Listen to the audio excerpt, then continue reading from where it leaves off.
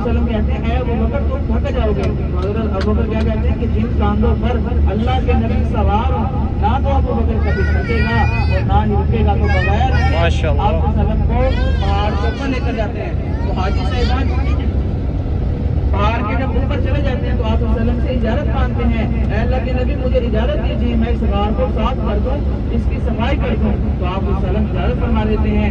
जब हजरत अबू बकर सिद्दीक रज़ियल्लाहु तआला अन्हु पहाड़ की गार के अंदर दाखिल होते हैं, जाकर देखते हैं कि गार के अंदर बहुत ज्यादा छोटे छोटे सुराख मौजूद हैं।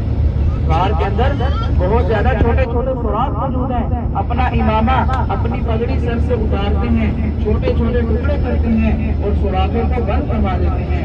आखिर में कुछ सुराख बाकी बचते हैं। वहां पर हजरत अबू बकर सिद्दीक रज़ियल्लाहु तआला अन्हु अपना कुर्ता मुबारक कमीज मारते हैं, छोटे छोटे टुकड़े करते हैं और सुराखों को बंद करवाते हैं। तो हाजी साहिबान आखिर में एक सुराख बाकी बचता है।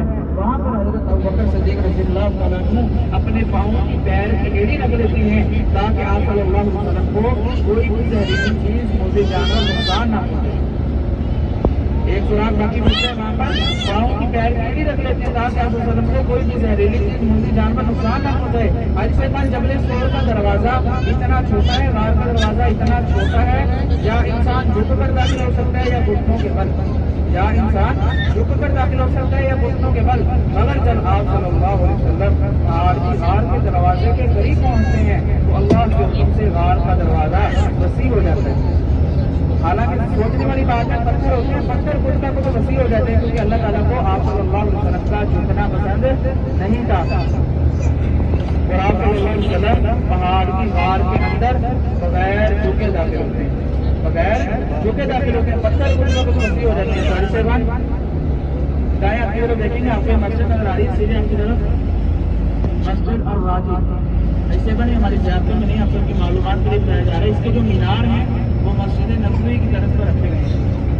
बहुत ही खूबसूरत मस्जिद है। इसके जो मीनार हैं वो मस्जिद नबवी की तरफ पर रखे गए हैं। हाजी साहिबान यहाँ पर एक हाजी नामी शख्स हुआ करता था और वो बहुत गरीब था, खाने को पैसे नहीं थे, पहनने को अच्छे कपड़े नहीं थे।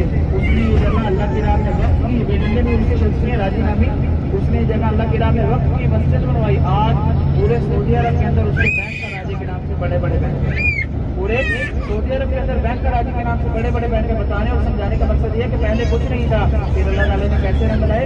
जो अल्लाह का हो जाता है अल्लाह उसका हो जाता है। तो हमने अपने मसलों को कोई भी परेशानी तकलीफ आ रही तो हमने अल्लाह ताला से अपने मदद मांगी, लोगों से मदद नहीं मांगी। आज वो क्या करते हैं, कोई परेशानी तकलीफ आ जाती है लोगों से मदद मांगते हैं। याद रखें कि बंदे बंदों के मोहताज होते हैं, अल्लाह उसी का मोहताज होते हैं। तो हमने अपने मसलों को अल्लाह ताला से हल करवाना है। तो ऐसे इतनी ही देर में जहाँ पर हज़रत अबू बकर सिद्दीक़ रज़ियल्लाहु